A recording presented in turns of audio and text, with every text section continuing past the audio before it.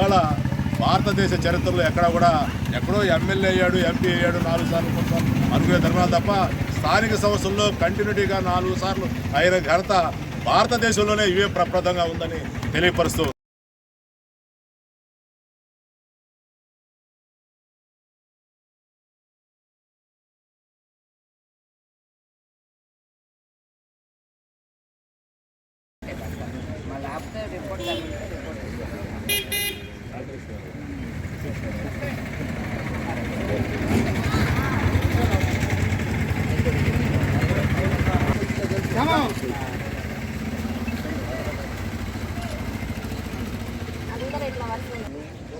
కనిపించరు కదా, కట్ అయిపోతారు కదా ఫోటోలు.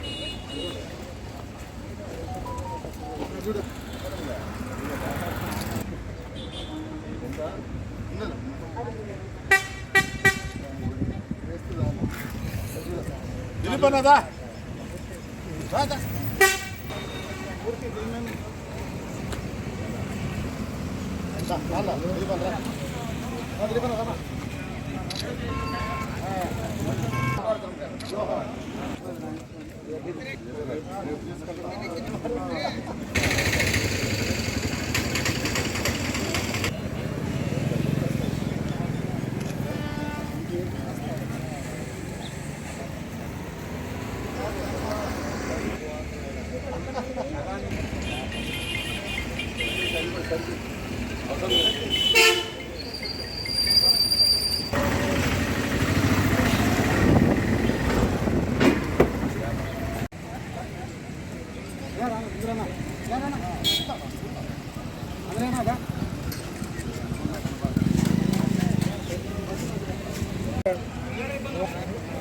నమస్కారం.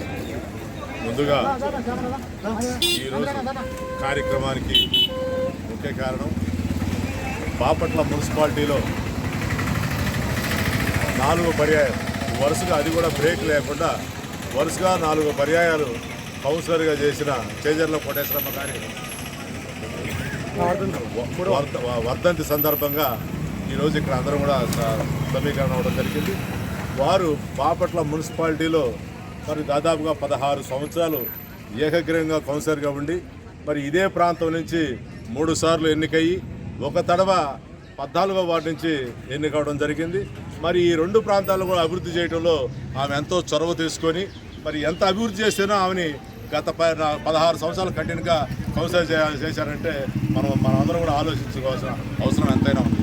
ఇవాళ భారతదేశ చరిత్రలో ఎక్కడో ఎమ్మెల్యే అయ్యాడు, ఎంపీ అయ్యాడు, 4 సార్లు 3 సార్లు అనుకునే ధర్మాలు తప్ప స్థానిక సంస్థల్లో కంటిన్యూటీగా 4 సార్లు అయిన ఘనత భారతదేశంలోనే ఇవే ప్రప్రదంగా ఉందని తెలియపరుస్తూ ఉన్నాం.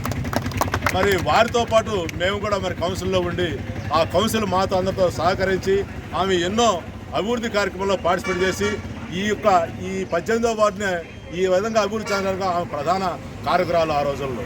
మరి అలాంటి వ్యక్తులు మనకి దూరమైపోవడం చాలా దురదృష్టకరం. అలాంటి వ్యక్తులు ఉంటేనే ఈ బాపట్ల ఇంకా పురోభివృద్ధి జరిగిందని మేమందరం ఆశిస్తున్నాం.